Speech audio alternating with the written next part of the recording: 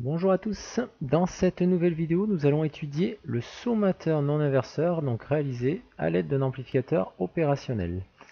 Donc l'objectif, donc on considère un montage amplificateur opérationnel donc qui fonctionne en régime linéaire. L'objectif c'est d'exprimer dans un premier temps US de t en fonction de U1 et U2 ainsi que des résistances R1, R2, R3 et R4. Donc là volontairement j'ai pris des résistances donc avec différentes pour pouvoir rendre l'exercice un petit peu plus complexe quand même, hein, sinon c'est un petit peu trop simple. Donc, première chose, il va falloir considérer dans un premier temps, pour pouvoir faire nos calculs, que l'amplificateur opérationnel est parfait. Donc on va considérer que l'AOP est parfait, donc ça va nous permettre de négliger les courants d'entrée de l'amplificateur opérationnel, c'est-à-dire qu'on va pouvoir écrire donc I plus qui sera égal à I moins qui sera égal à 0. Donc sachant que I plus c'est le courant ici sur l'entrée non inverseuse et I moins c'est l'intensité du courant sur l'entrée inverseuse. Donc deuxième chose, donc on voit bien que ici donc l'entrée inverseuse moins est reliée donc à la sortie par l'intermédiaire de la résistance R3. Donc il y a une contre-réaction. Donc la contre-réaction, donc on va pouvoir l'écrire. Donc il y a une contre-réaction. Donc je vais l'écrire rapidement. Hein.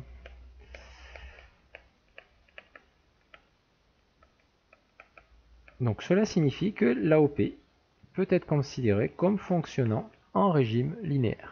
D'accord? Donc on va considérer que l'AOP fonctionne en régime linéaire. Et donc s'il fonctionne en régime linéaire, si on regarde la caractéristique d'un amplificateur opérationnel, ça veut dire que la tension différentielle d'entrée, donc que je note epsilon, va être égale à 0. Donc cette tension différentielle d'entrée correspond donc à la tension entre la borne plus de l'AOP, l'entrée plus, et l'entrée moins. Voilà, donc sachant que epsilon est égal à ça, on va pouvoir représenter donc V- et V+, ici. Donc epsilon par définition ça va être égal à V+ moins V-. Donc ici vous allez avoir donc V+ moins V- qui sera égal à 0. Et donc on va pouvoir écrire que la tension sur l'entrée plus est égale à la tension sur l'entrée moins. Voilà, donc ça c'est un point de départ essentiel comme pour la plupart des montages amplificateurs opérationnels. Donc maintenant il va falloir exprimer ces tensions, donc V+ et V-, en fonction des résistances et donc des éléments, enfin des tensions US et UE. Voilà. Je vais vous retracer la tension V-. Donc pour déterminer, donc déjà donc V+, donc V+, c'est la tension entre le point ici et la masse. Donc on va utiliser le théorème de Millman. Donc vous allez avoir deux branches parcourues par un courant. Donc la branche qui est constituée de R1 associé à la tension U1 de T, et la branche qui associe la résistance R2 à la tension U2 de T. Voilà, donc pour V+, on va pouvoir l'écrire.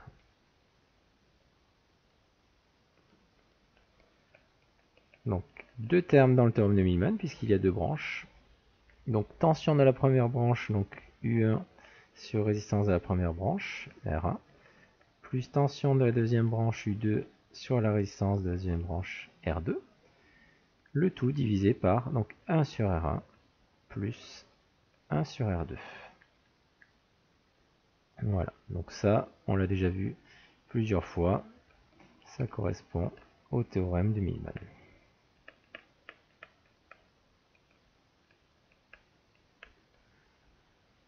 Pour exprimer maintenant la tension V-, ici, donc V- c'est la tension au bord de la résistance R4, et comme l'AOP est parfait, il n'y a pas de courant donc, qui rentre dans l'AOP, hein, donc I- vaut 0. Donc vous allez avoir le même courant qui va circuler donc dans la résistance R3. Donc je vais l'appeler I par exemple. Et donc ce courant, il va aller entièrement dans la résistance R4. Voilà, donc on va pouvoir utiliser le diviseur de tension puisque les deux résistances sont parcourues par le même courant. Donc on va pouvoir écrire donc V-. Donc V- c'est la tension au bord de la résistance R4. Donc ça va être R4.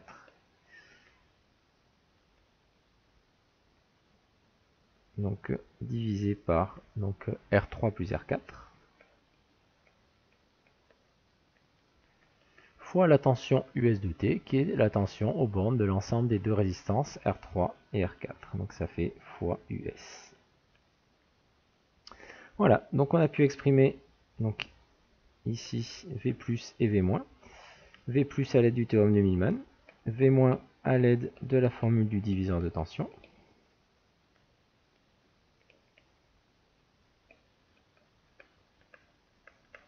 Et donc maintenant, il suffit de faire l'égalité et de mettre ça en forme pour exprimer US en fonction de U1 et U2. Donc on a V plus égale V-, donc on va pouvoir écrire donc, le terme en US à gauche, hein, ce sera peut-être plus simple. Donc R4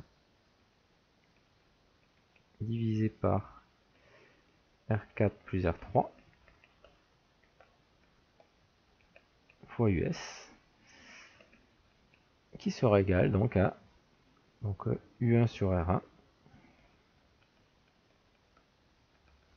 plus U2 sur R2, le tout divisé par 1 sur R1 plus 1 sur R2.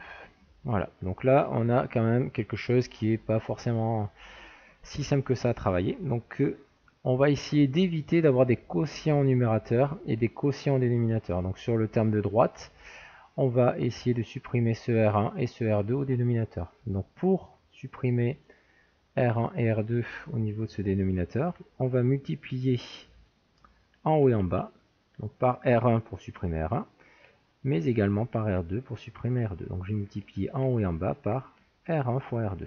Donc c'est les deux termes du numérateur et du dénominateur. Voilà. Donc, alors je vais reprendre tout ceci. Hein. Donc on va avoir donc, R4 sur R4 plus R3 fois US. Donc qui sera égal. Donc ici nous allons avoir U1 sur R1 fois R1 R2. Donc les R1 vont simplifier. Donc on va se retrouver avec R2 fois U1. Plus donc U2 sur R2 fois R1 R2. Donc ce sont les R2 qui simplifient. Donc il va me rester R1 fois U2. Et donc au dénominateur, 1 sur R1 fois R1 R2, il va me rester R2. Et 1 sur R2 fois R1 R2, il va me rester R1. Voilà. Et donc maintenant, il va suffire de passer ce terme-là à droite de l'égalité pour pouvoir exprimer la tension US. Donc US. Donc je vais passer le R4 plus R3 sur R4 de l'autre côté.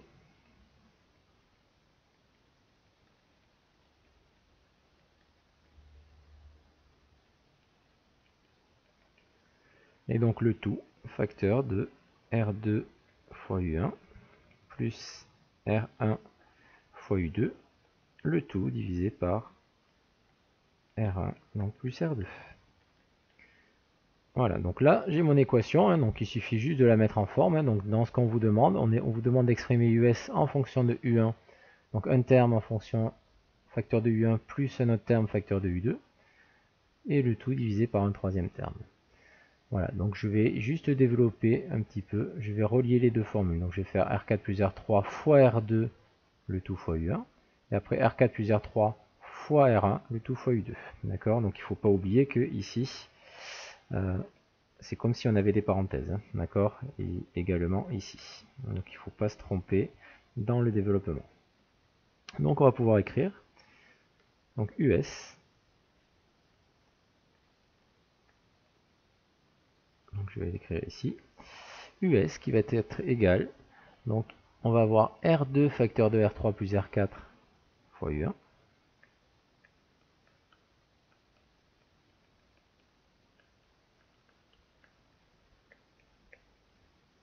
Ensuite, R1 facteur de R3 plus R4 donc fois U2. Donc on va pouvoir écrire donc plus R1 facteur de R3 plus R4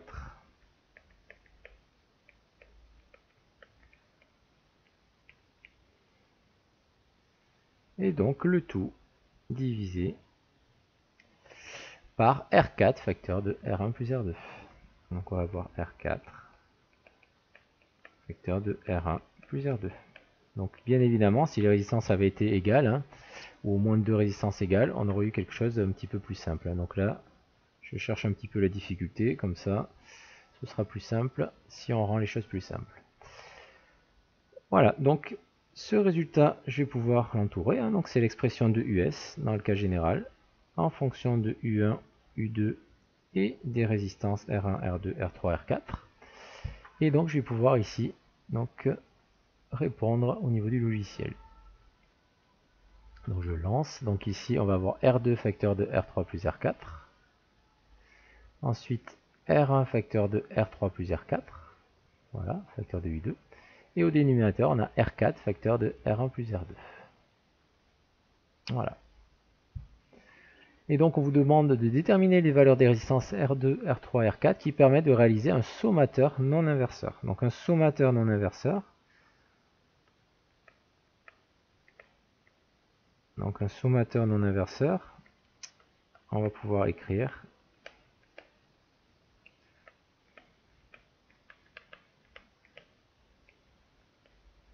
donc il va falloir pouvoir l'écrire sous la forme US qui est égal à U1 plus U2 tout simplement. Donc on a un sommateur ici, donc U1 plus U2 qui est non inverseur, ça veut dire qu'il n'y a pas de signe moins devant. Donc là, sommateur non inverseur U1 plus U2.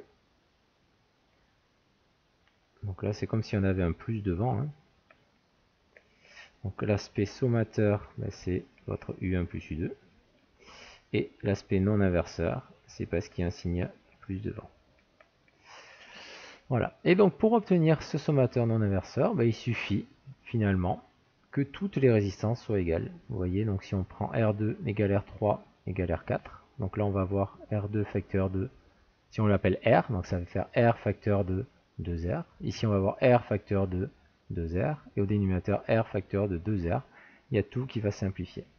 Donc pour avoir un sommateur non inverseur, on doit avoir R1 qui sera égal à R2, qui sera égal à R3, qui sera égal à R4. Voilà, donc ça c'est la condition. Et comme on vous donne la valeur de R1 qui vaut 3000, il va falloir donner la même valeur aux trois autres résistantes. Donc R2 va valoir 3000 ohms, R3 3000 ohms et R4 donc 3000 ohms. Voilà, donc là je vais valider mes résultats. Et voilà, donc on se rend bien compte que on obtient les résultats escomptés. Merci de m'avoir écouté et donc à très bientôt pour une nouvelle vidéo.